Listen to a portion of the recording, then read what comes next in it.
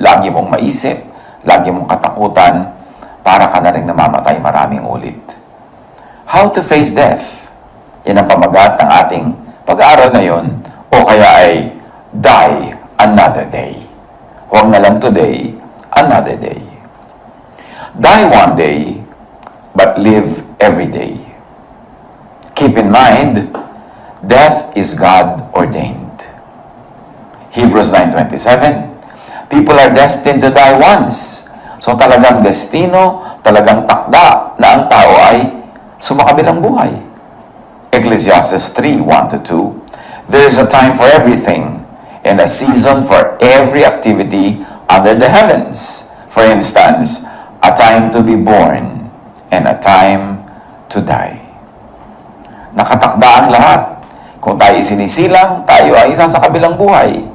Kung tayo ay binibigyan ng panahon dito sa lupa, bibigyan tayo ng panahon doon sa kabila. Ecclesiastes 12:7, and the dust returns to the ground it came from, and the spirit returns to God who gave it. Napakahalagang verse itong nasa Ecclesiastes 12:7 na ito, na ang ating daw lupang katawan ay babalik sa lupa pag tayo ay namatay. At ang espiritu naman na ipinahiram sa atin ng Diyos, ibinigay sa atin ng Diyos, ay babalik sa Kanya.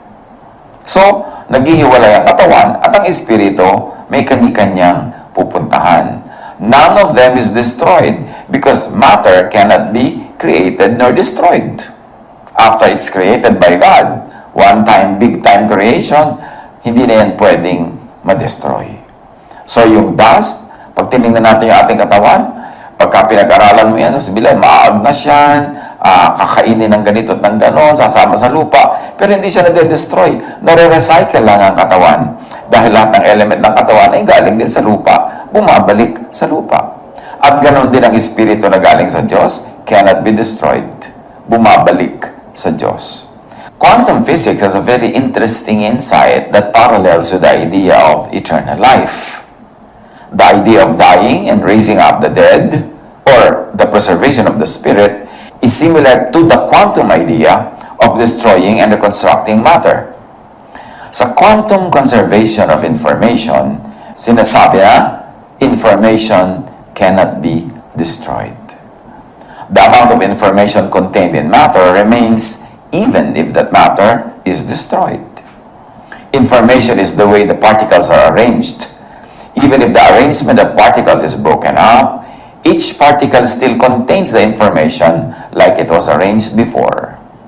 Particles of matter can be reconstructed because of the information they contain.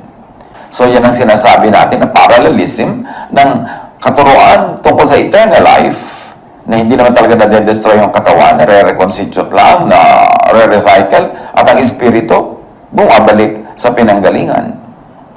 So, hindi dapat katakutan ng kamatayan tulad ng sobrang takot ng iba. Parang the end na ng lahat. Nung walang the end, nagkakaroon lang ng bagong buhay. Kabilang buhay nga ang tawag dyan sa ating sariling wika. Kaya napakahalagang maintindihan natin na yung kamatayan ay paglipat lang. Pag-graduate nga ang tawag natin dyan. Paglipat sa isang uri ng promotion dahil gawin mo babalik ang iyong spirito sa Diyos. Huwag dapat katakutan, huwag iwasan ng sobra-sobra kasi hindi naman talaga naiiwasan kung takda na. Why? Because death is part of life. It is part of nature. Psalm 89:48, who can live and not see death? Or who can escape the power of the grave? The obvious answer is no one. Walang isinilang ang hindi mamamatay. Kahit ka pharaoh, kahit ka emperor, kahit ka presidente, kahit ka religious leader, lahat pumupunta doon sa next chapter ng buhay, yung kabilang buhay. Walang nakakatakas sa ganitong uri ng pangyayari. Kaya useless na sobrang isipin at useless na katakutan. Ecclesiastes 7:1, the day of death is better than the day of birth. The day of death is better than the day of birth. Ito kaya yung equal sa tinatawag ng quantum physics na reconstitution, kaya better, because we get reconstituted. And death is, as we have said, inevitable, inescapable, cannot be avoided. Job 30:23, I know you will bring me down to death, to the place appointed for all the living. So magandang yan ay matanggap sa simula pa lang. Para kung nangyayari na meron tayong mahal sa buhay na binabawi, sumasakabilang buhay, nalulungkot tayo, natural. Hindi natin gusto yan, lalo't mahal natin siya. At mahal niya tayo. Pero huwag sobrang manimdim, huwag sobrang malungkot, at huwag sobrang magluksa. Kasi talagang yan ang appointment natin. Yan talaga ang naka-appoint sa atin, that you are born and then you die physically. Ecclesiastes 7:2, it is better to go to a house of mourning than go to a house of feasting. For death is the destiny of everyone. The living should take this to heart. Mas mabuti pa daw pumupunta ka sa bahay na merong lamayan, merong luksa, kaysa sa merong handaan, kasi tahanda ka na pag-iisipan mo at naihanda mo rin ang iyong loob sa darating na physical death. Kasi yan daw talaga ang nakatakda sa lahat. Kailangan daw seryosohin ito, kailangan isipin at kailangan isa puso, isa isip na yes, lahat ng ipinanganak ay pupunta sa kabilang buhay. Yan dapat ang attitude natin sa mga mahal natin sa buhay, that we cannot be really together on earth in this situation. Kaya kung mamahalin mo, mahalin mo na. Para pag sumakabilang buhay, wala kang pagsisisi. Kung magpapamahal ka, magpamahal ka na sa Kanya. Magpaalaga ka na para wala siyang pagsisisihan o ikaw man. Pag kami umaalis ng bahay, huwag kayong maghihiwalay na magkagalit kasi hindi mo alam kung makakabalik pa siya ng buhay. Pagka matutulog kayo, huwag kayong matulog na nagkakasamaan ng loob kasi hindi mo alam kung magigising pa siya o ikaw kinabukasan.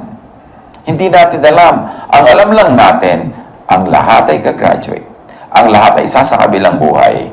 Kaya dapat nakahanda ang ating loob. Wala tayong utang na hindi natin binabayaran agad para wala tayong pagsisihan.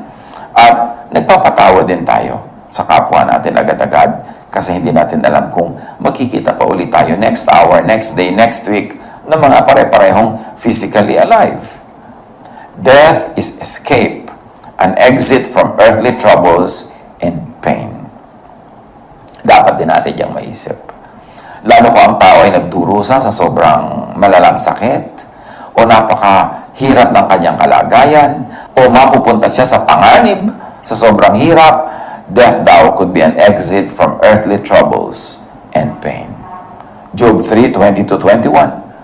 Why is light given to those in misery, and life to the bitter of soul? To those who long for death that does not come, who search for it more than for hidden treasure.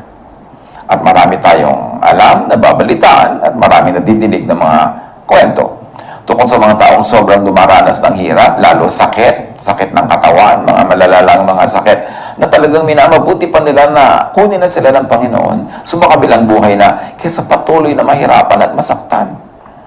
At kung minsan, pati mga nag-aalaga, nagmamahal sa buhay, sa awa doon sa nahihirapan, sila man nire-release na nila, pinapawala na nila yung tao para kung gusto ng kunin ng Panginoon Diyos ay walang resistance, walang mga negative feelings tayo, kundi you release unto God those who really suffer. Job 7:15, pag sobrang hirap ng kalagayan, sabi, so that I prefer strangling and death rather than this body of mine. Dalangin natin na wala sa ating umabot sa ganoon na sobrang mahihirapan, na mamatamisin pang sumakabilang buhay na lang. Pero kung dumarating yung sobrang hirap at ang talagang tunay na lang niyang exit from pain, from difficulty and hardship, yung sumakabilang buhay, that too should be a welcome development, a welcome exit. Kasi hindi naman talaga mamamatay yung tao completely. Naghihiwalay lang yung katawan at espiritu at pareho yun na magkakaroon na naman ng panibagong uri ng buhay. Death is escape, exit from earthly troubles and pain, especially for the godly, for the very righteous. Meron mga sobrang napakabuti nila at marahil ay napakamahal talaga sila ng Diyos, na kesa hayaan na masuong sa hindi maiiwasang pagdurusa ay minamabuti pang kunin na lang at sumakabilang buhay. Isaiah 57:1, The righteous perish, and no one takes it to heart. The devout are taken away, and no one understands that the righteous are taken away to be spared from evil. Merong mga kinukuha para iligtas sila sa higit lalong napakalaking kapahamakan, hirap, pagdurusa. Blessing yun pagka ganon. Mahirap lang makita na blessing kung hindi malayo ang iyong pananaw, kung hindi mo naiintindihan ang punot dulo ng mga bagay, at hindi mo naman alam kung saan pala naligtas yung tao na kaya siya naligtas ay dahil siya ay kinuha na. Magtiwala tayo sa Diyos. Kung mahal natin ang ating kapwa, mahal natin ating sarili, higit lalo tayong mahal ng Diyos. Kaya kung meron siyang pasya na kunin ng sino man, mahal natin sa buhay o tayo, tanggapin ng maluwag sa loob. Natural lang na malungkot, natural lang na minsan ay umiyak at magluksa up to a point, pero dapat hindi yun sagad kasi alam nating ang Diyos ang may kontrol sa lahat. Isaiah 57:2, those who walk uprightly enter into peace. They find rest as they lie in death. So sa mga upright, sa mga matuwid, sa mga tamang-tamang mamuhay ayon sa kalooban ng Diyos, maaring isang uri ng napakalalim na kapahingahan yung sila ay sumakabilang buhay. Death is passage to eternal life. Kung ito lang naiintindihan ng lahat, dinidibdib, at hindi tayo nagpapadala sa pananakot ng relihiyon, dapat hindi ganun kalaki ang pag-iwas at takot natin sa kamatayan. John 11:25, Jesus said to her, I am the resurrection and the life. The one who believes in me will live, even though they die. So, pwedeng mamatay ang iyong katawan, pero ang iyong espiritu ay patuloy na mabubuhay kasi si Jesus ay nabuhay na muli at ang lahat ng nananalig sa Kanya ay magkakaroon ng buhay na walang hanggan. Ecclesiastes 12:7, and the dust returns to the ground it came from, and the spirit returns to God who gave it. Tulad ng binasa na natin kanina, na ang espiritu sa oras ng kamatayan ay bumabalik sa Diyos. Hindi siya napapahamak, hindi siya nabubulid, hindi siya natatapon tulad ng panakot ng marami. Galing sa Diyos, natural babalik siya sa Diyos. Alam mo yung galing sa Diyos ay mapatapon kung saan-saan na lamang. Pag-isipan natin yan. Pagbulay-bulayan. 2 Corinthians 5:8, we are confident, yes, well pleased, rather than to be absent from the body and to be present with the Lord. Napakalinaw ng sinasabi nitong 2 Corinthians 5:8. Pag absent ka na sa body, present ka na sa Lord. Pag lagot ng iyong hininga, pag iyong humiwalay na ang espiritu sa iyong katawan, nandun na siya sa Panginoon, yung espiritu mo, at yung katawan mo naman, babalik sa lupa. May tinatawag na quantum teleportation sa quantum physics. It is a process in which quantum information, like the exact state of an atom or a photon, can be transmitted, exactly in principle, from one location to another with the help of classical communication and quantum entanglement between the sending and the receiving location. The process is done by entangling the particles of one object from the sending location and then recreates the object in the receiving location. Since entanglement allows you to affect both parties by just affecting its pair, you can recreate the entangled object to another location where it will be teleported to. This process requires that the original object be destroyed from the initial location and simultaneously recreated in the desired location. Yan ang sinasabi ng quantum physics. Sana naintindihan natin. Kung hindi naman, hayain na. Ang sinasabi lang noon, ang equivalent in spirituality, it is like dying here and being alive sa kabilang buhay. Lumipat lang. At hindi pwedeng lumipat patungo ron kung hindi siya mawawala dito. So, kailangan mangyari ang kamatayan para magkaroon ng buhay sa kabilang buhay, ng buhay na walang hanggan. How do you face death? Or how do you die another day? Live every day. Die once, but live every day. Minsan lang naman namamatay ang tao eh. Pero dapat lahat ng araw na hindi siya namamatay, dapat siya'y mabuhay. Yung buhay na buhay at mag-enjoy sa buhay. Hindi yung buhay na buhay ka, ang iniisip mo, kamatayan. Ang laman ng utak mo, kamatayan. Ang kinakatakutan mo, kamatayan. Sayang yung araw na to para ka mabuhay kung inubos mo sa issue ng kamatayan. So get and have a life. Mahalaga na buhay ka. Maranasan mong ma-enjoy ang mga kulay ng mundo, ang mga amoy ng mundo, lalo siyempre yung mababango. No? Makita mo yung mga lasa ng mundo, malasap mo ang inilaan ng Panginoon. God made us, created our bodies to be very, very sensual, very sensuous. So huwag kang mag-guilty pag sensual ka, kasi Diyos ang naglikha, ang lumikha, ang nag-design ng ating buong pagkatao.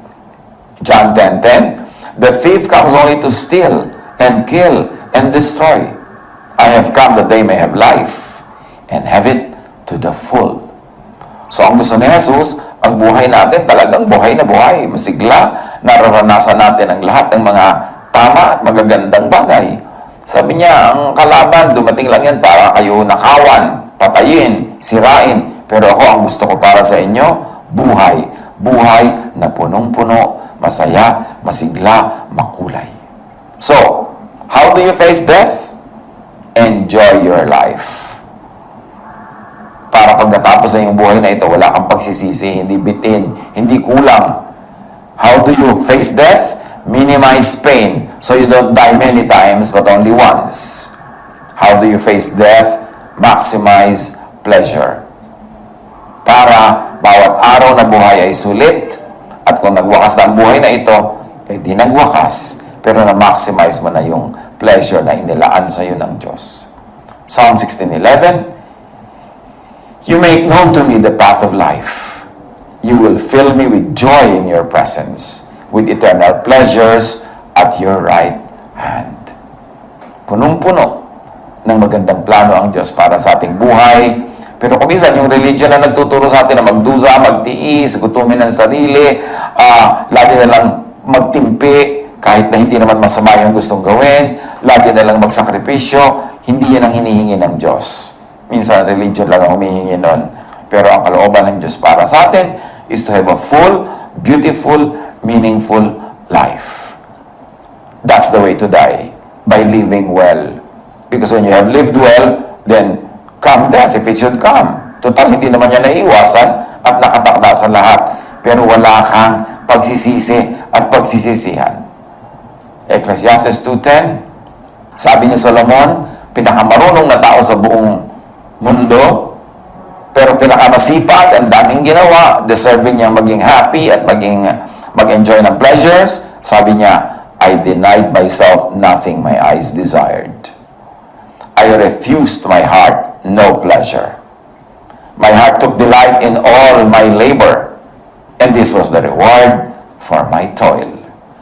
Si Solomon, naubod ng sipag sa kanyang buhay, napakaraming project, napakaraming ginawa, napakatalino, ay nag-enjoy sa buhay. Ang matatalino, mag-e-enjoy sa buhay. Kasi ang buhay ay regalo ng Diyos at ang enjoyment ay kalooban ng Diyos. Sinabi na natin, maximize pleasure, minimize pain. How else do you face death? By having a good life. Do the most good.